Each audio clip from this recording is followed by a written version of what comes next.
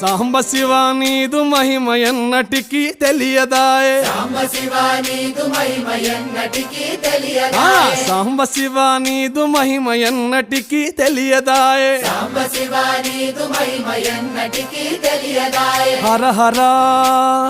శివ శివ హర హర శివ శివ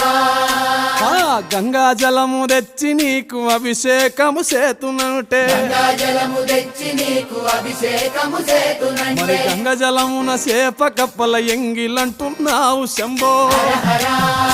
ఆహా. శివ శివ